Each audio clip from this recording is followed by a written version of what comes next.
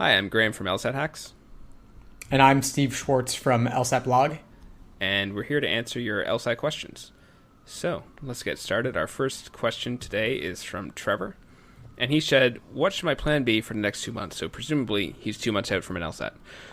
As it stands, I plan to take 2 tests a week, thoroughly reviewing each one. I will also walk myself through the reasoning in every question and examine my diagrams in logic games. Is this sufficient? I want to utilize my limited time wisely. How can I gain the most insight into the test and the areas that need improvement? Is there something I can do on a weekly basis that you think will help me most? By something, I mean outside taking practice tests or even practice sections. So the elements here are 2 months of study, 2 tests a week, thorough review of everything, and I want to know if that's enough and if there's any other thing they should be doing. What do you think about this? Yeah, well, 2 months out, there's time to do a lot. 2 tests a week and thorough review probably wouldn't allow him to have too much additional time to do any study if the review is thorough enough. Yeah. I do disagree with one of the premises of the question, though, as we tend to do. I will walk myself through the reasoning in every question. I'm not sure that's useful or productive. I think maybe focusing more on the questions that specifically give you difficulty or you get wrong or have trouble with, that alone could be valuable. But what are your thoughts, Graham? So, first of all, I think 2 tests a week is actually too much.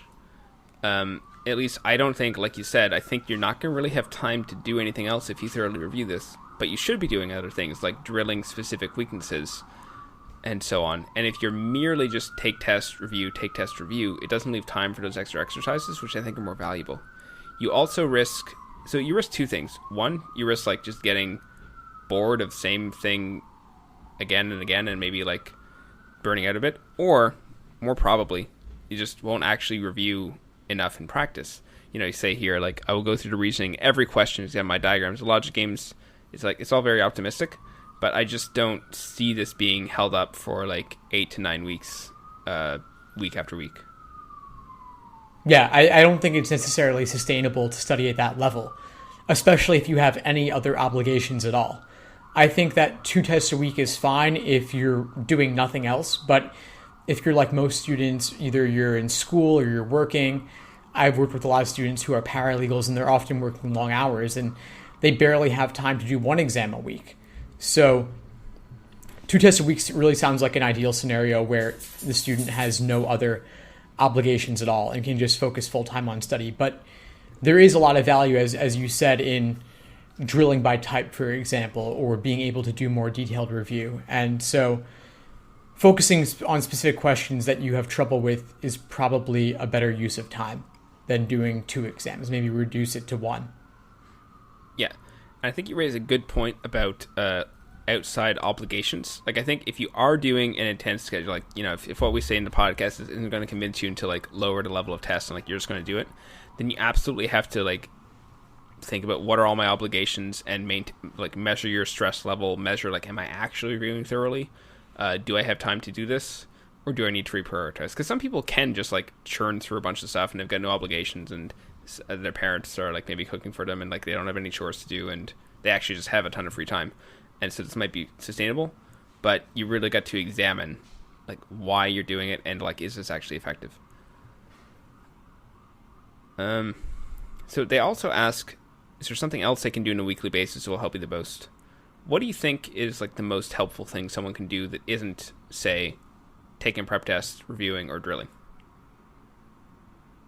That's a great question. That covers so much of what prep involves.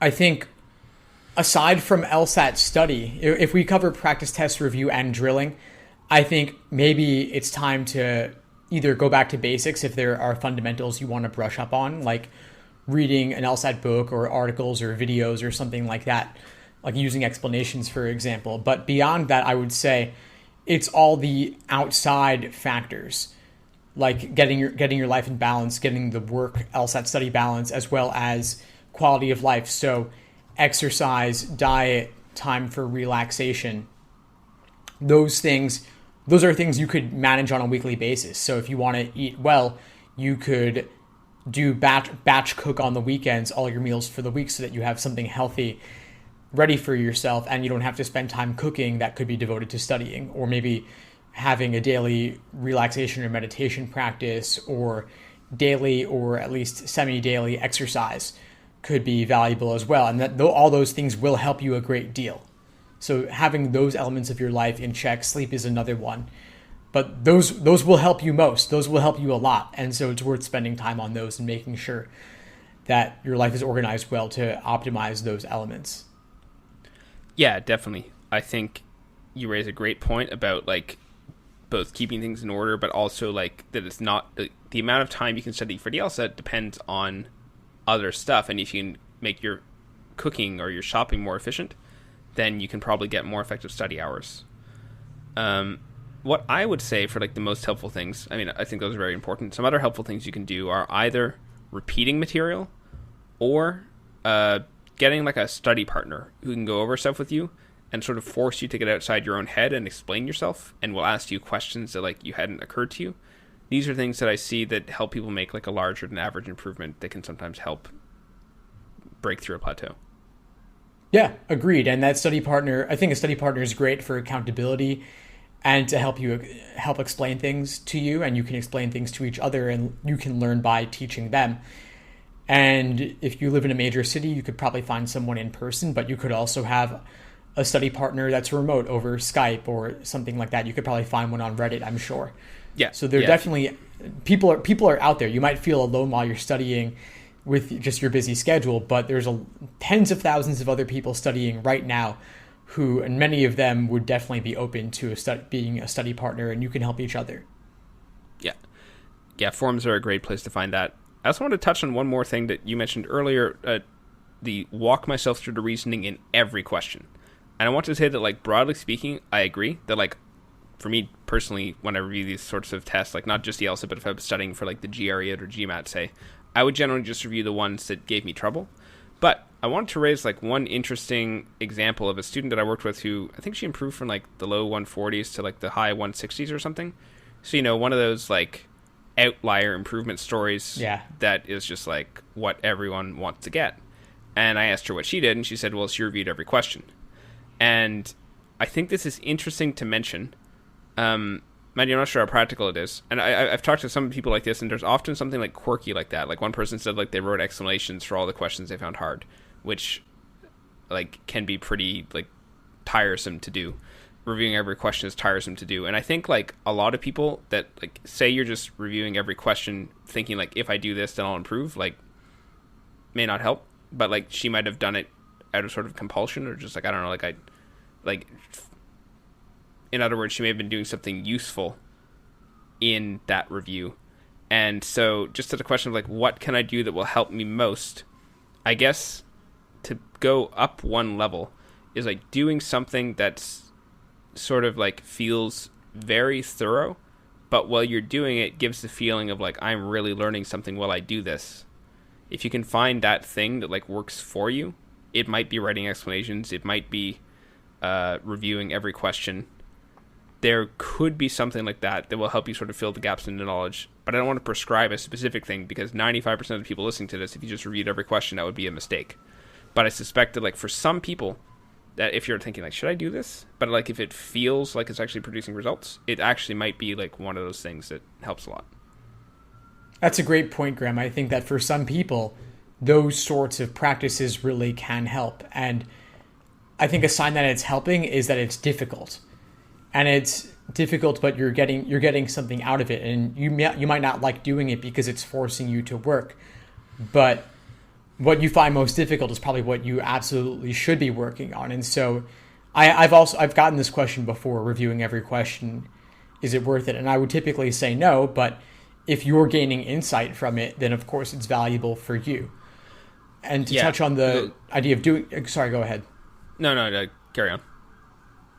The one other thing I was going to say is that writing out explanations for yourself of questions that you have difficulty with is something I do recommend to students, and I think many of them have found it extraordinarily useful, because it really forces them to articulate in their own words why they got something wrong and what their own thought process was, and then they can articulate why the correct answer is correct. And you can't which is great, because you can't really understand something until you're able to articulate it. That's the measure of your understanding if you can explain it to someone else in your own words. And so writing it out or talking it through with a study partner could be valuable to gain those insights and make that progress. Yeah, and that's a great point about using difficulty as the gauge. Because, like, let's say someone's like 165 and they're shooting for like 175 plus to get into one of the like very top schools. And like, should they review every question? Like, almost certainly not. Because even at 165, you understand like almost everything on the Lsat. There's just like little stuff left. But if you're starting at like 142 or whatever, like, there actually probably is something in most questions that you actually don't get, even if you get it right. So that advice becomes more practical in that case. But once you get higher up, it's not going to be difficult and it's not going to be challenging. Yeah. And I think it's definitely useful at the lower end especially. And I just wanted to give a couple of examples from like my own studies that I feel are using the same mindset that may help you like make an analogy to the sorts of things in your LSAT practice that you should be doing. Because at least for me, because I'm high enough at the LSAT, it's hard to like give actual LSAT study habits. But these are two things in like other areas that may help. One is like when I'm reading, if I see a word that I don't know, I basically just always look it up either in like a paper dictionary or on my Mac. You can press like Command Space Bar for the dictionary, or on the iPhone you can look it up really easily. So like I never let a word go by that I don't know without looking it up, and as a result I just have like a really, really high vocabulary. And most people just don't bother for certain things, but that's the difference between like good at English vocabulary versus just like, you know, most everything. And the second example is I'm learning kanji, which is like the Japanese form of writing, and they have a certain stroke order. So like not only are you supposed to draw the lines in the right way, but you're supposed to draw them in a certain order. And I've noticed when I use like a flashcard program where like I can draw them in and it says if I'm right or wrong, and the flashcard isn't going to correct me about the stroke order, but I did learn that separately. And I've noticed every time I'm drawing, if I start like draw a line wrong and I know I've got it right, like I stop myself and I redo the thing and I make sure I draw it in the correct order because I want my brain to learn that. So even though it's like a trivial mistake and I know the thing and I got the flashcard right, I don't accept that like small error margin on something that I know is wrong, and so I want to review it to get it right. That's a great concept. I think just to zoom out from it, I think the idea is that you're not accepting a particular error rate. Like you want to reduce those errors and focus on the areas that you might be less than perfect. Yeah. So it's going towards the difficulty rather than moving away from it. Yeah, exactly. So if you're reviewing every question and you're still getting difficulty, then you're still like getting sort of an error rate there, and you can review it with a sense of like, well, I'm just not going to tolerate this. But as you're getting better, then like merely reviewing every question is not going to be helpful, and you have to instead seek like where's the remaining difficulty and how can I apply this like constant improvement process. Yeah, I think that's exactly it. And that means if you're getting questions of a particular type wrong, you're doing more of those, drilling them and analyzing them. And one more thing that came to mind related to working through the reasoning in every question is that even on questions you get right, maybe there was a way you could have solved it more efficiently, solved it more quickly, especially if this becomes more apparent for games, for example. Maybe an easy game you could do in under 6 minutes, and then you'd have a time bank to use that time for the tougher questions that come later, where maybe it's a 12-minute game no matter what, but you have the time saved. So reviewing the easy questions and not second-guessing yourself on them, figuring out your pacing there could help a lot as well. Yeah, and I think to that point, having some sort of like symbol for like struggle or something that you mark on the question, like a star or a box or whatever, but something consistent so that you can see after the fact like, oh, I was struggling here. So I got this right, but I should still review this or review it more thoroughly to figure out like what was the more efficient path. Yeah, marking it off, coming back later, definitely the way to go on that. All right. You want to move on to the next one? You think we hit this one enough? Yeah. All right, so here's one. How do I improve my stamina? No matter how much I improve my study sessions, I can't improve stamina. So I guess that's referring to, that could be a couple things. It could be a full-length timed exam, but this person did say study sessions, so that could just be how much time they spend studying in a day. What are your thoughts on this, Graham? Well, I think within the test itself, there's two elements to stamina. One is like actually training the thing itself. So, training a 5 or 6 section practice test. And the second is figuring out what's making it difficult. Because there are certain activities you could basically do them for like quite a long time and it's not very difficult. But like a hard thing, you get tired faster. So those are two aspects. But for what you raised about how to improve my stamina during the day, I think you had some good advice on that earlier question about like how to like sort of rearrange things to just sort of free up energy and space elsewhere in your life. What do you think? Yeah, I agree. I think that if you're just talking about what you're getting done on a daily or weekly basis, yeah, having those things in your life in order, sleep, diet, exercise, meditation, those are all really helpful, and they'll make you more fresh and awake when it does come time to study. But for full-length exams, it's going to be increasing the number of times you do a three sections back to back, then take a break, then do 2 more. And so doing 5-section exams or even 6 sections is important. It's something that comes with time as you do more of it. You build your tolerance, and also at the same time, the questions are becoming easier for you, hopefully. So that'll make it smoother and less taxing to do long study sessions or full-length exams. But I would say if you're just doing a study session, you probably don't want to do 4 hours without a break. It's okay to give yourself breaks here and there and to spread out your studying maybe a few hours before lunch, a few hours after lunch, if your day can be organized that way. Yeah, I think that's important. Like there's training for stamina, and then there's just general training, and they're not the same thing. And the more breaks you have in the general training, the easier it'll be to like do more in a day. I would also say that taking a day off, at least one day during the week, can be helpful, because one of the things that can drag on stamina is burnout. And then if you're just feeling like generally down, you're just going to have less capacity to do everything. And so time off can help you do better, even though it's very counterintuitive. Like everyone nowadays just thinks they gotta like work, and that's the only way to get better. But rest and recovery is a vital part of improvement and just general functioning. Yeah, agreed. I think that not enough students take days off, but burnout is real and it's terrible, and you're putting in time and you're getting less results than if you had done less in the first place.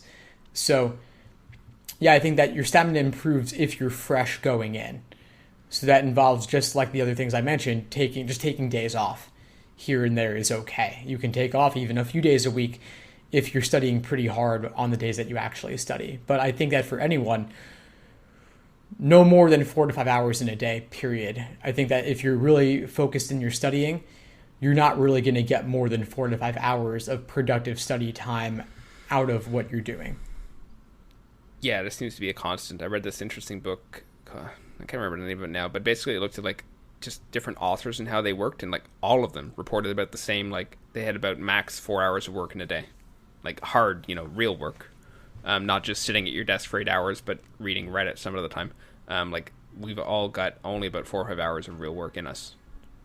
Yeah, exactly, and it becomes 8 hours because you feel like you didn't get much done because you've been intermittently interrupting yourself with your phone or the internet, or getting up for breaks here and there.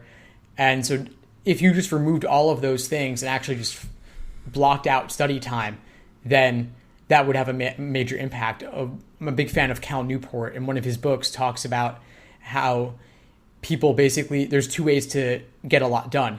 It's to either go on a retreat where you're holed up for, let's say, a few weeks or a month, and you just devote yourself full time to your task, in this case, Lsat study, and you aren't working on anything else.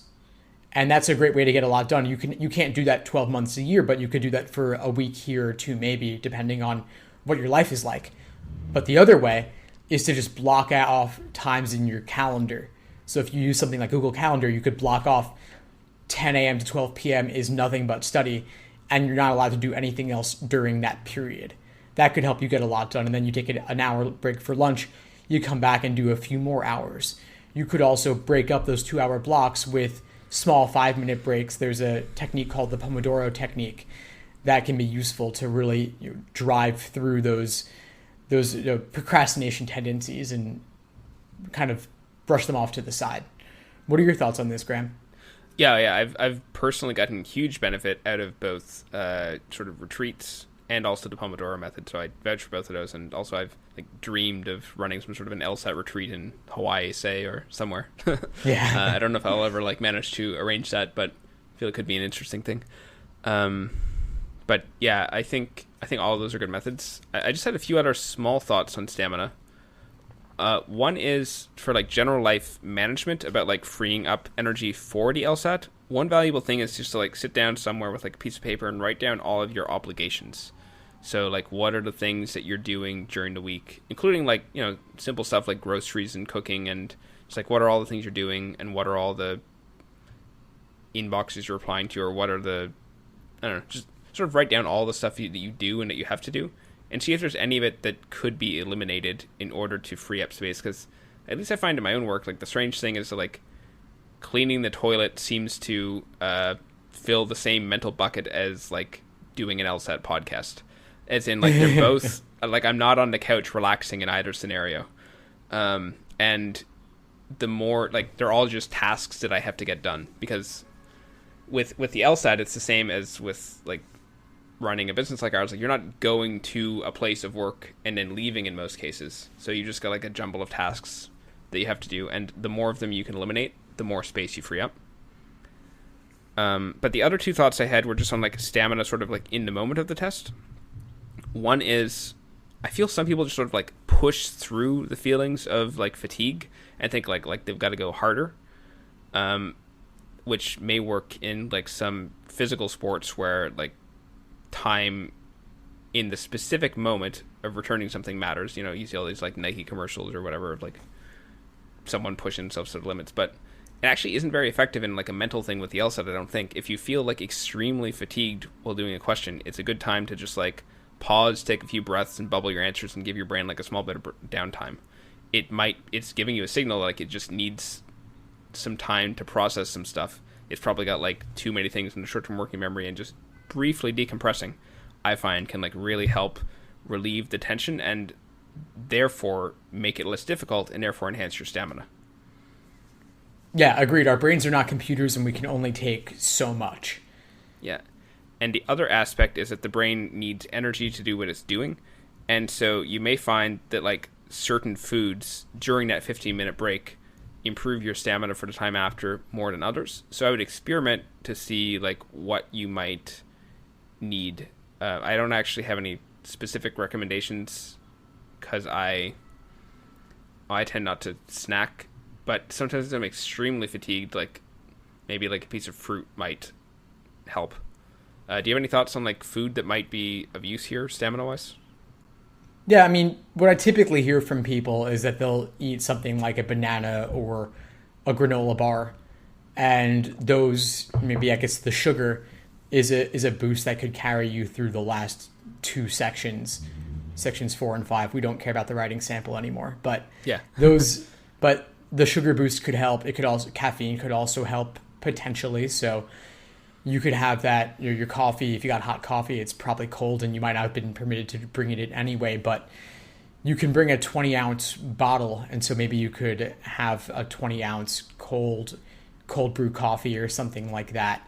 That might help. Again, you always want to experiment with anything at least a few weeks or a month before the test day, just to see how things affect you. So for example, coffee is a diuretic. That could be problematic. If you have something with sugar and then it makes you crash afterwards, that might not be good depending on the timing, and your people's bodies are all different. There's no one size fits all approach. Yeah. So I would just try different things and see what works for you. Yeah, experiment well in advance, but your brain is part of a physical machine, your body, and it has physical needs. So fiddling with that stuff can help at the margins with stamina. Yeah. All right. You want to move on to the next one? Yeah, sure. All right, so Anon says they took a practice test and scored only 1 point higher than the score I achieved on the actual exam, and I feel I am far better prepared now than I was then. This is all to say that I'm feeling like all my efforts are in vain, and that no matter what I do or read, nothing is translating into a significant score increase. It's as if something is seriously lacking and I've yet to discover it. What do you suggest I do? So, I can see... What do you think about this? Well, yeah. So there's a lot in here. I would need to know a bit more about the situation in order to give much of a recommendation. But part of it depends on how you studied before, and figure if you haven't gotten any increase from your diagnostic, let's say, then there's room for improvement. Everyone has room for improvement. Everyone can go at least a few points just by learning some of the basics, because logic games, for example, are so unfamiliar initially. So I would be curious what materials this test taker is using and what they may have yet to try.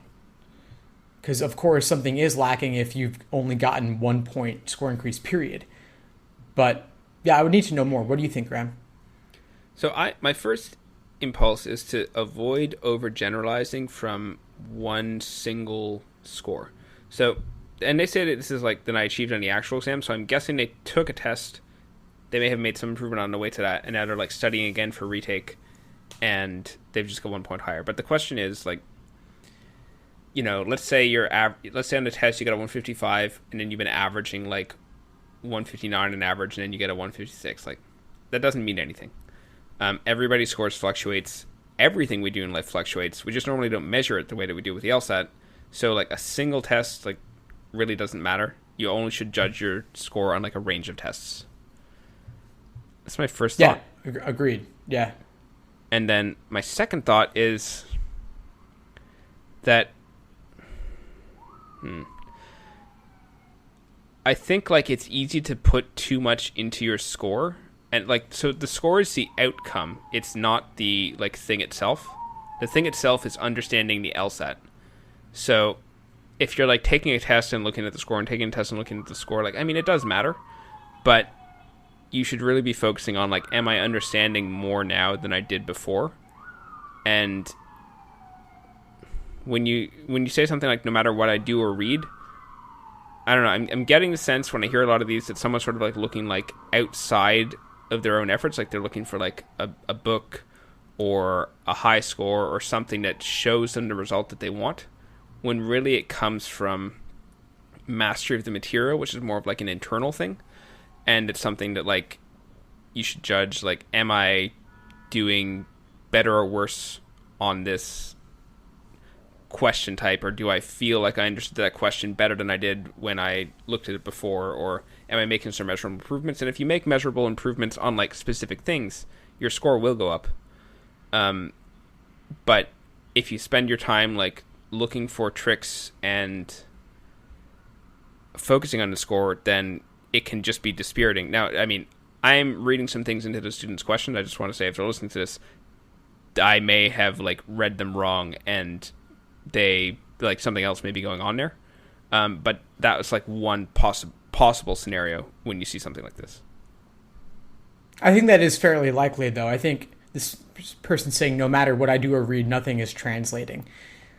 And sometimes it isn't about reading. Sometimes it is about, as you indicated, like, it's more about the internal work, which to me would be the student is doing practice problems and analyzing them and reviewing them and looking to analyze their own thought patterns. Yeah, the answer is not going to be in reading yet another Lsat book if you've already read a few. They're not all necessarily that different from each other, assuming you're reading something that's of fair quality.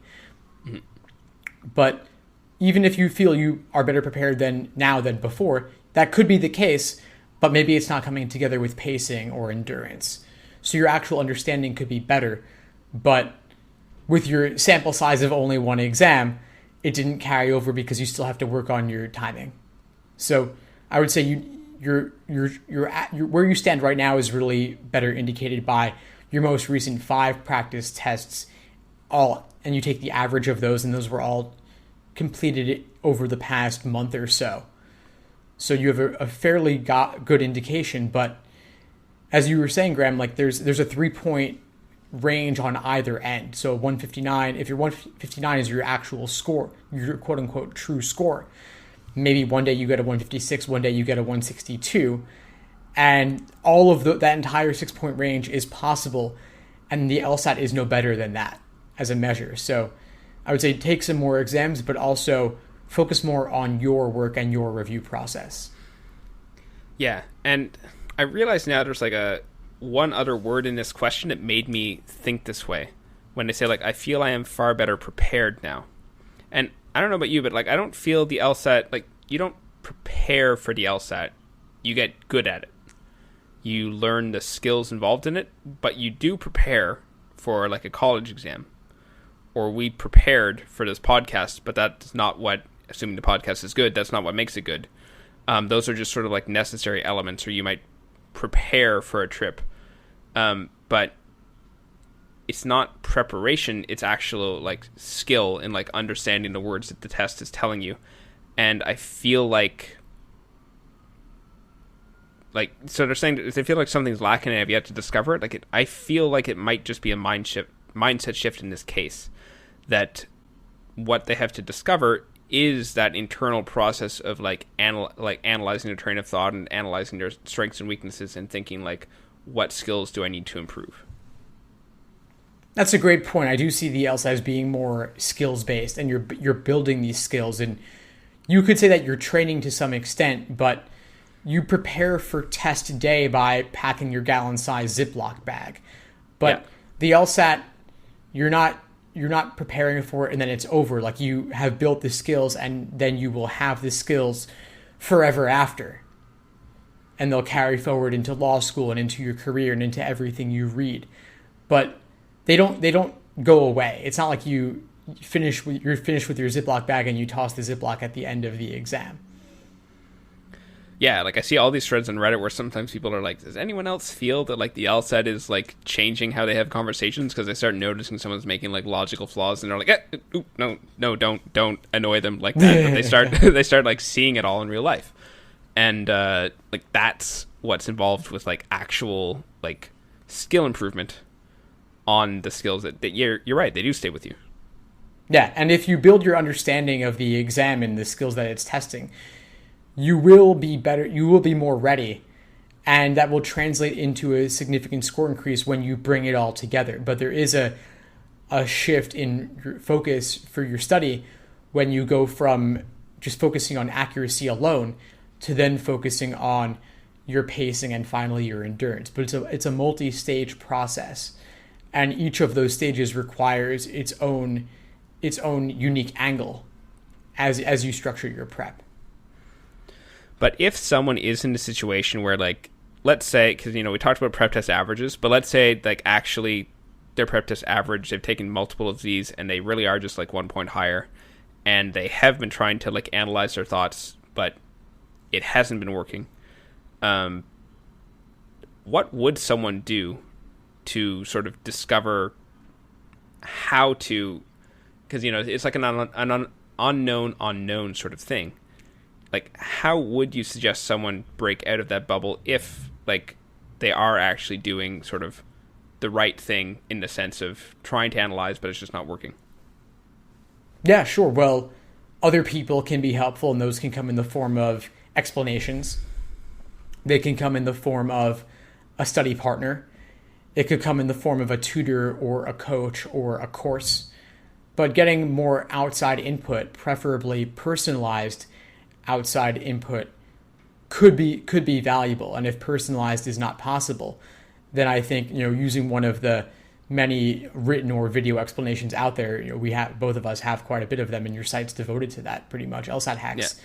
So going on those resources can be helpful to gain a better understanding, to see at least how other people have done it. But if you can discuss with someone else, that's also a really good option, because then they can point out flaws in your thinking, and through that interaction and conversation, it can make a big difference as well.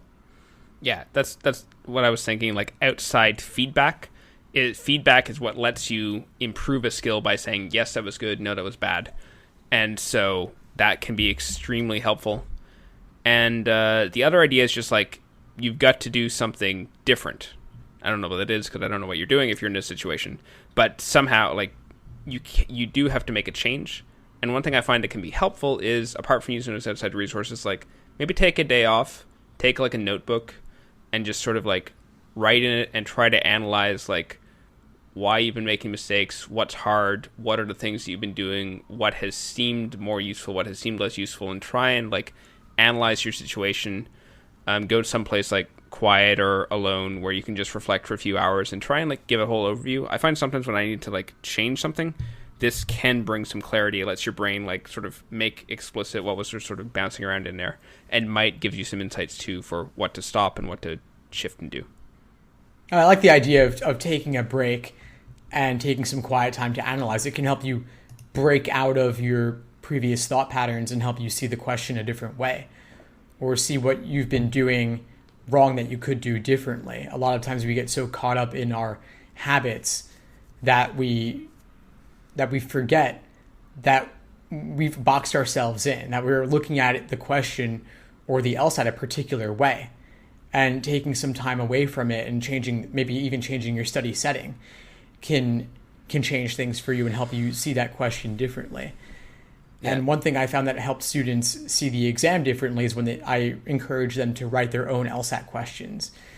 It's especially easy for logic games. I wouldn't say it's easy actually, but it's relatively easier for logic games because they're more mathematical and symbolic, so you don't have the same ambiguities of language that you do for the other sections. But if you write Lsat questions or write maybe a bonus answer choice or bonus question for an Lsat question, that can help you see the exam more from the test maker's perspective and help you notice some of those traps that they're laying for students as you learn to write your own traps. Yeah, that's extremely valuable. And I don't know if that fits into the category of feedback, but it's like an outside perspective. Like you suddenly look at everything in a new way, and it'll get you out of your rut. I think that's a great idea. One other thing that occurs to me, and I feel like will be like a broken record on this podcast, but sleep. I can't even remember if we mentioned this earlier in this podcast or some other one, but I find if I'm trying to do like, routine things, it doesn't really matter if I've slept like 6.5 hours or 7.25 hours. I need about 8 hours personally. But I find if I'm trying to do like hard new things, just like nothing happens. I can have like a month where like I don't really accomplish anything out of the ordinary if my sleep is off. And so if you're stuck in a rut, it's worth examining like, am I actually sleeping enough? How much am I sleeping? You can get like sleep tracking apps on your phone and just like see how long you're sleeping. But in terms of improvement, you probably want about 8 hours sleep, or however much you'd sleep if you had no alarm and everything else was fine. So I think it's worth checking that to see if that is a problem. And on a bigger picture, just also asking like, is something wrong somewhere? Like, is something outside the LSAT? Is there anything in my life that would maybe be impeding this? I think sleep is the main thing that can stick someone on a plateau, but it's worth checking if like something is like a major stressor or whatever, and then can I do something to improve that? Sometimes you can't, but there are some situations where if you just, again, take some quiet time, think about it, analyze it, you can say like, oh, well, actually, if I rearrange this and change that, then actually the problem would shift. Yeah, I'm really glad you emphasized that because sleep is huge, and I think that most people are probably chronically sleep deprived, especially all the paralegals who work late hours. Yeah. I've noticed that even for exercise, for example, physical exercise, you need to have a certain number of hours, probably 8 or more, in order to have muscle growth and muscle repair after any form of exercise. And I think to some extent the same is true of the LSAT. Your brain is making new connections, as vague as that is to say. I'm sure it's happening in some way as things go from your short-term memory to long-term memory, and you start to make all those connections between different types of questions, and you integrate the explanations into your own understanding. And that all takes time. And also, if you're sleep deprived, then your willpower to study and to maximize what you get out of your study is not going to be there. LSAT study is not easy, and we need to have all sorts of reward systems in place to feel good about it and to put in the time. And in order to be at 100% or 110%, you've got to have your energy level up. Yeah. Extremely important. Do you have anything else in this one, or do you want to go on to the next? No, let's go on to the next one. All right. All right, so this one, how often, if ever, should I diagram conditional reasoning on any given logical reasoning problem? Yeah, I think this will be a much shorter one than the previous question, but my short answer is not very often. But if you're still learning conditional reasoning, then more often than you would once you've already learned it. Yeah, I think that's fair. I'd say that most students diagram far too much on logical reasoning questions. I recommend diagramming very few of them. In particular, sufficient assumption questions most often, and then also inference questions like must be true and some parallel reasoning questions. But the vast majority of cases, I don't think it's going to be useful because most logical reasoning questions involve informal logic. And so writing out the evidence, arrow, conclusion, I don't think it's going to do very much for you. On the other hand, if you're truly making inferences or taking contrapositives, then it's more likely to be useful. But I think students often just write things down assuming it's going to unlock the question for them, when in reality it doesn't do very much. Yeah, and I've definitely had some students come to me, they're like, I'm not sure how, like, I've been trying to diagram this, and it's just really hard. And I look at them like, there's not even any conditional reasoning on this question. Like, yeah, just don't diagram. But I would say, along with the list you listed, some principal questions are diagrammable, especially the principal application ones. Mm-hmm. And I would say, like, the ones on that list, like, I don't diagram all of those questions. It's like, if I'm diagramming, then it's one of those question types, but I'm not necessarily diagramming all of those ones. But there's a second case, so I mentioned, like, if you're not as good at it. So, and this might not be a thing for time conditions, but there's some flawed reasoning questions where sometimes they'll have a conditional statement, and the flaw is that they get it backwards. And, like, once you have a good understanding of conditional reasoning, like, there's no reason to draw one of those. You're just like, oh, they've done conditionals and they mix it up. Let's find the answer. But if you're still just like one challenge on conditional reasoning is actually learning to draw it correctly. And when you're still in that phase, then the more you do it, and then you get feedback afterwards, if you drew it right, the better and the faster you'll get at diagramming. Yeah, that makes a lot of sense. I think that diagramming can be useful initially for some questions, but over time, you might want to move away from it as you deepen your understanding just from your initial read. If you get proficient enough with the indicator words, you may find that you don't need to all the time. Yeah, because the thing is with diagram, like, it's just a tool. It's not like a magic thing that, like, adds anything to the question. It's just a more concise way of representing a relationship that it's already there in the English of the question. So, first of all, to diagram correctly, you have to understand the English. And so if you understand the English, the diagram doesn't add anything. What it does do is it gets variables outside of your mind, releases your short-term working memory, and maybe lets you see a connection that might not have been obvious otherwise. So, gets them out of your mind, maybe lets you see a connection. Those are, like, the two reasons that I would ever draw something. But I don't draw it to, like, understand or to solve the question. Because if it's just a single statement, I usually just read and I understand it, and that's it. Yeah, for the most part, I don't think it does a whole lot. And I also think sometimes students run the risk of diagramming every single answer choice as well, which I think it takes far too long. Nobody has time for that, to diagram the stimulus and 5 answer choices. Sometimes in explanations, we can include those just for students, for the sense of being comprehensive.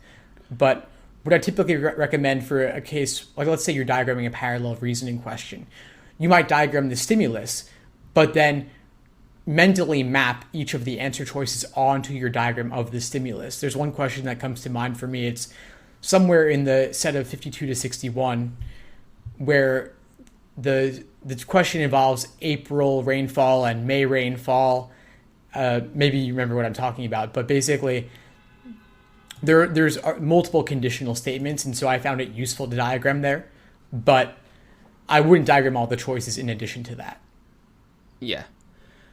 I don't remember that question, but I agree with the principle behind what you're saying.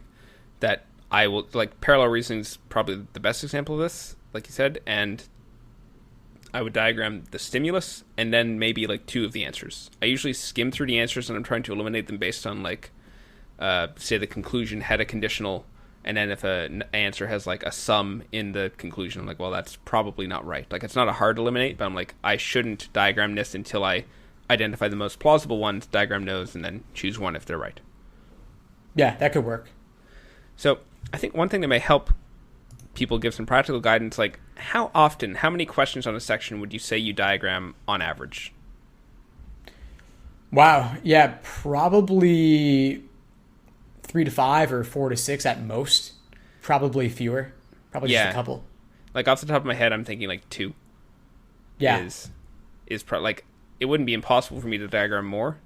It wouldn't be impossible to diagram less actually, but probably 2 on average. And I feel like on the newer LSATs like less. I'm not sure if that's actually the case or not. Have you noticed anything on like the newer ones? I haven't thought about it that closely just because I recommend diagramming so little and I diagram not very much myself.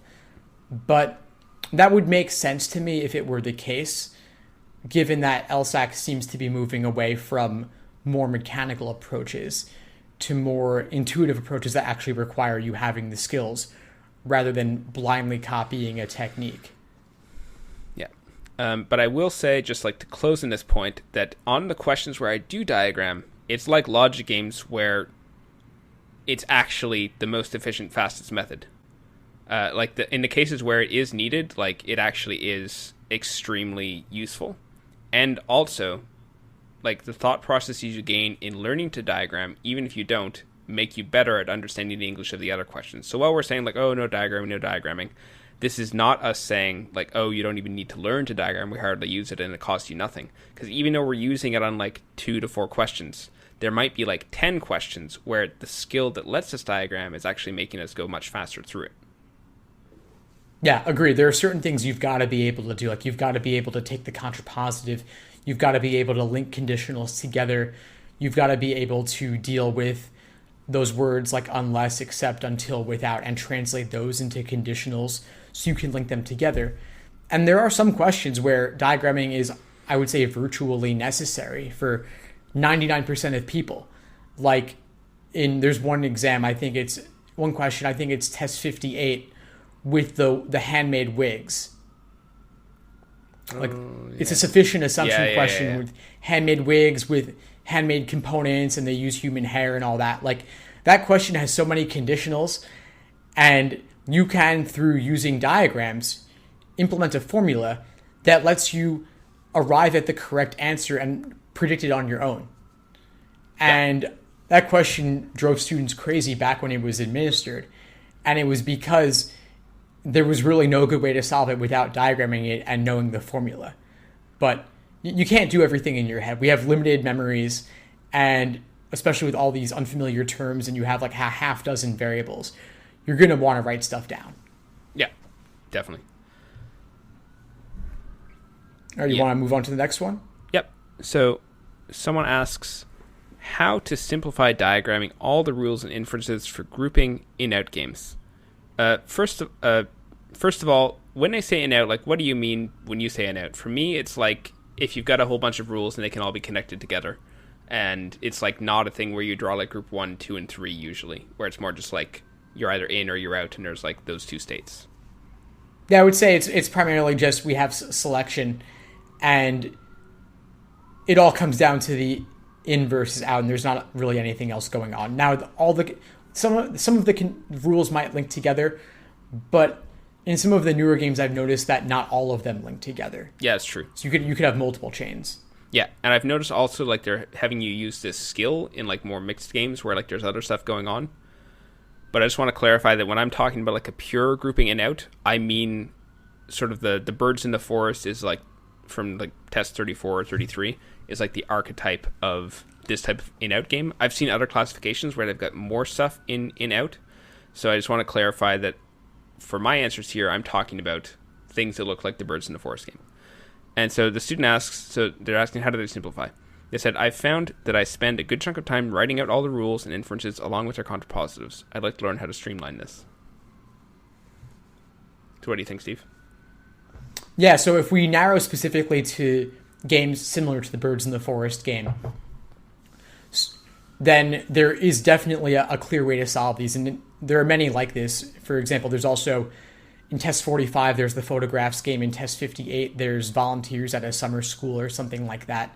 And all those games, what they have in common is conditional rules that where you can link together all or almost all of the rules into long sequences where you can easily see all the inferences at a glance. And the way to save time on this is to not write anything extraneous. Everything you write down ultimately becomes part of your main diagram, and you build your main diagram as you go by linking rules and their contrapositives onto those two chains. Yeah, exactly You do right. something similar, Graham?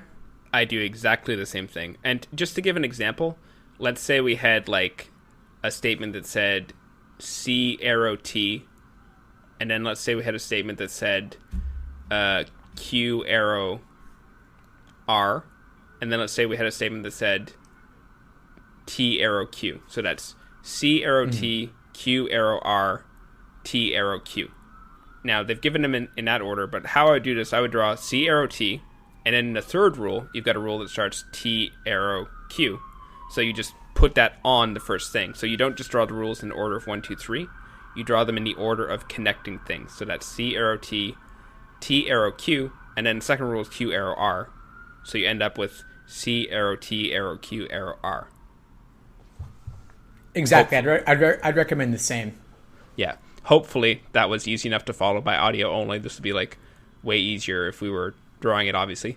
But what this does is it just, you get out of that whole thing of like drawing out the rules and contrapositives, because to take the contrapositive of this, you just flip the whole thing and you end up with, I mean, what did I say? Not R arrow, not Q arrow, not T arrow, not C. And it's just like one step. Nice, great. Yeah, it's impressive you can do that in your head, Graham. Like, I don't know if those are pretty arbitrary sounding letters. I'm not sure you use this example very often. Yeah, someone who's like listened to my other stuff may recognize that in logical reasoning, I often use the example of like all cats have tails to teach like conditional logic. So I was basically like using one sentence as like etched into my brain to lower the cognitive load there.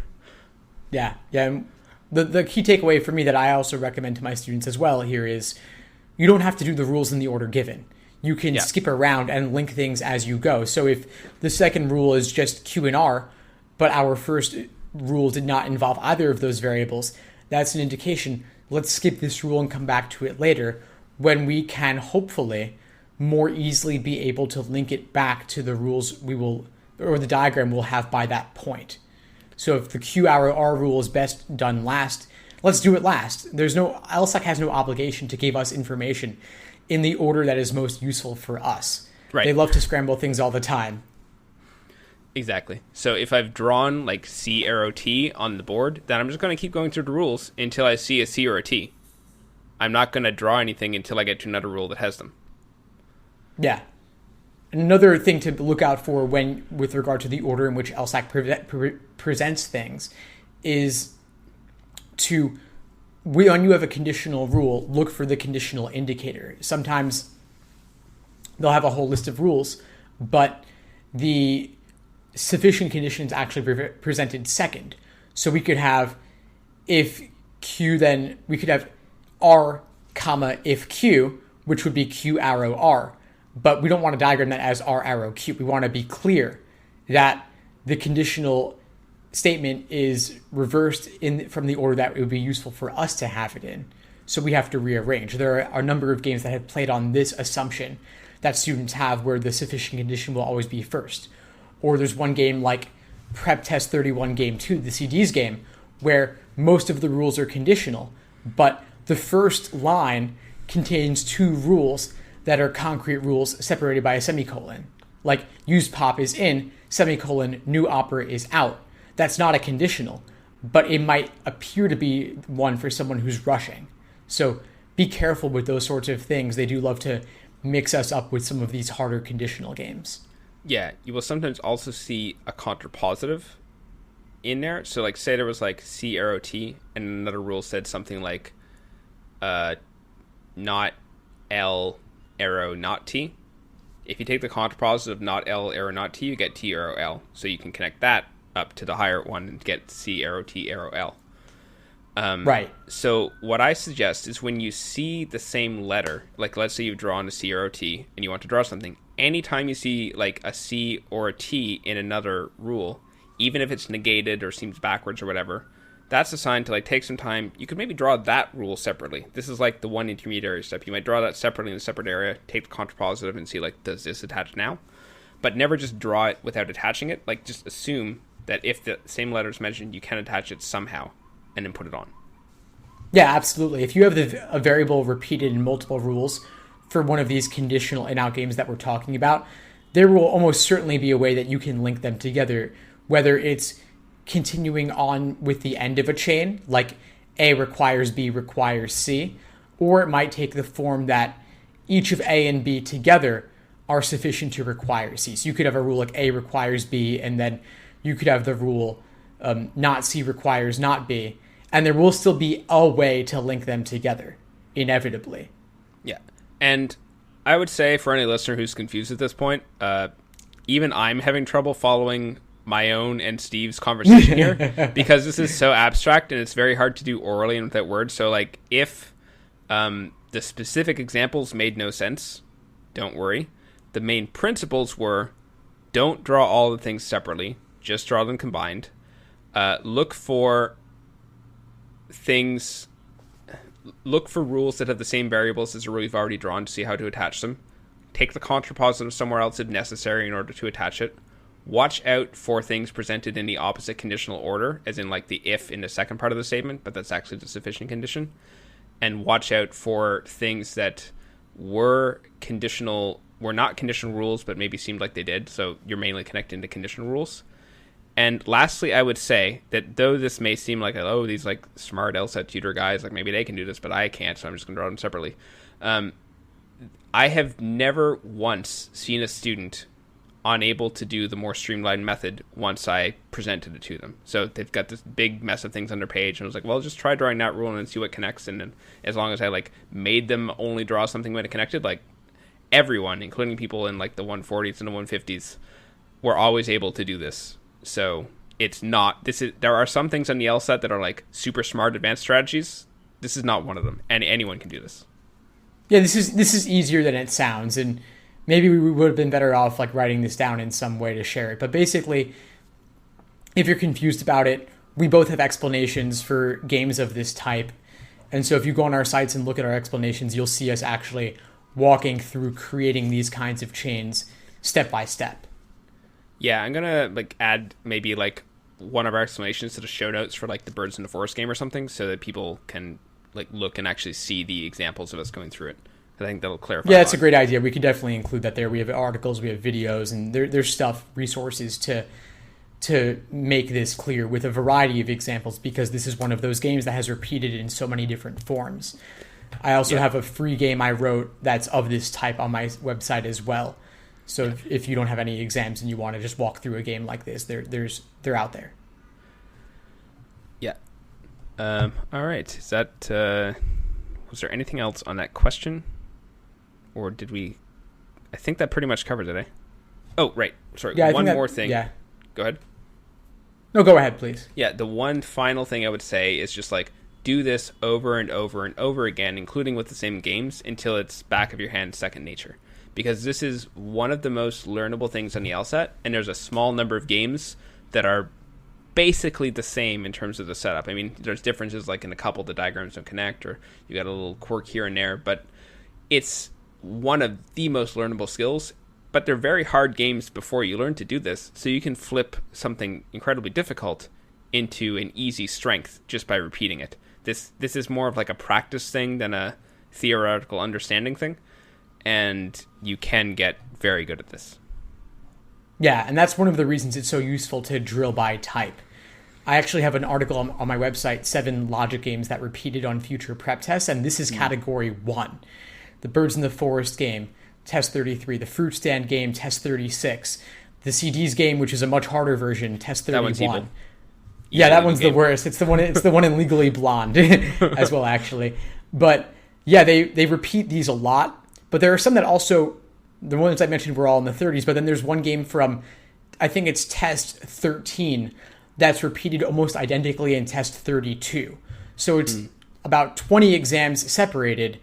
And if you're not doing them by type, or you're not doing test 13 because it's really old, obviously, then you might not see those connections, but they are present. And by doing lots of games And by doing them in categories, you can make those connections more obvious. And so it'll be more familiar to you when you see it later. Because obviously, any of these games in isolation will be quite difficult if you've never done anything like it before. But if you've done similar ones, then at least you're more practiced in the patterns and the inferences that you're going to make. And you can make the Birds game a game that's under 6 minutes if you're proficient in the rules and connecting them. It is possible. It just takes practice. Yeah, I highly recommend you check out Steve's post. That's like learning the things that are likely to repeat is one of the the highest value things you can do on Logic games. You can add that to the show notes too. Yeah, thanks, Graham. All right, so what do you think? Should we leave off here? Yeah, I think that's pretty good. So if people have questions, they can find us on our sites and send us an email that we'll add into the podcast. So, Steve, where can people find you? And also, if they want to follow updates, where should they go? Yeah, sure. So folks can find me. I'm Steve Schwartz at the Lsat blog. The best way to stay in touch is to join my email list. I'll send out updates there. And Graham, for you? So for me, I'm lsathacks.com. And you can go to the About page and send an email on the contact form there. I also have an email list that you can stay in touch on. And if you want to follow me somewhere on social media, it's either Reddit, where it's reddit.com/r/lsat. I'm the moderator there. Or you can follow my Instagram. It's Graham_Blake. And either of those, you can get in touch. And thank you for listening. And we'll see you next time. Thanks.